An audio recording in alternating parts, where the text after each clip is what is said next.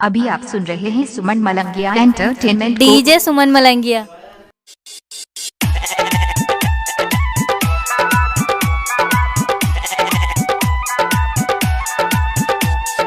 DJ good Madhubani, DJ good Madhubani, DJ good Madhubani.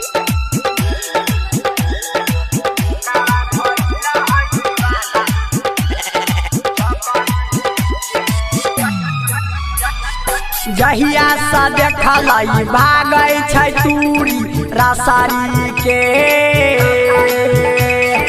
जहिया से देखलाई भागै छै तूरी रसारी के। हमर बोकाबा भइल है दीवाना गे छौरी तोरा बकरी के। हमर बोकाबा भइल है दीवाना गे छौरी तोरा बकरी के। जहिया से देखलै भागै छै तूरी रसारी के, जहिया से देखलै भागै छै तूरी रसारी के। हमर बोकाबा भइल है दीवाना गे छौरी तोरा बकरी के। हमर बोकाबा भइल है दीवाना गे छौरी तोरा बकरी के।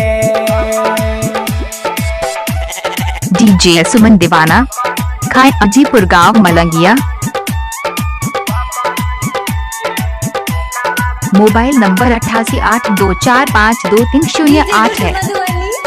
DJ good Madhubani, DJ good Madhubani.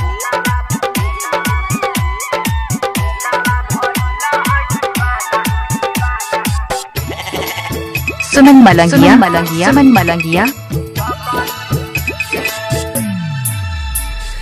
दिन रात लाई छै खाइ नहि छै तनियो घास रे। लागै छै तोहरा बकरी के याद में गइल है पगलाई रे। दिन रात लाई छै खाइ नहि छै तनियो घास रे। लागै छै तोहरा बकरी के याद में गइल है पगलाई रे। सुखी के हो गइल है हल्ला करी रे।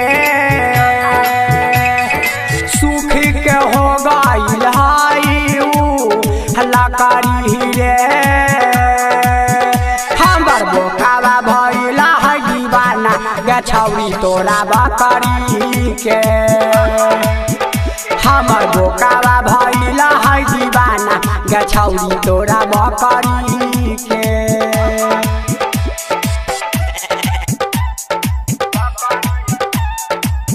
डीजे सुमन दीवाना खाए अजीपुर गांव Malangiya. DJ good Madhubani, DJ good Madhubani, DJ good Madhubani.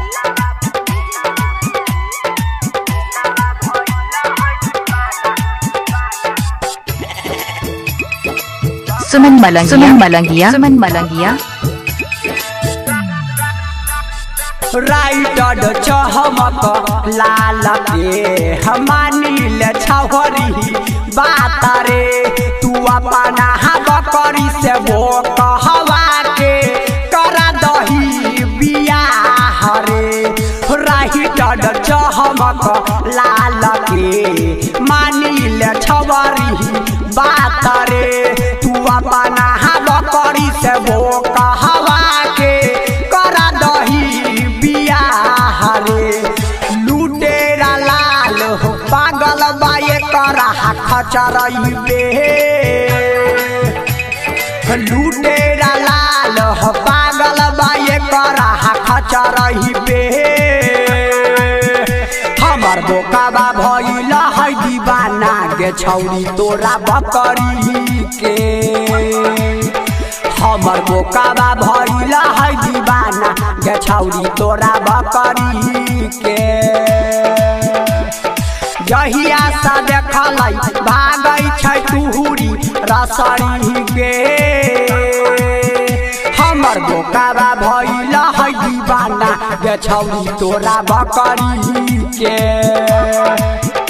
हमर बोकावा भइला है दीवाना गे छौरी डीजे सुमन मलंगिया मधुबनी डीजे सुमन दीवाना मोबाइल नंबर 8882452308।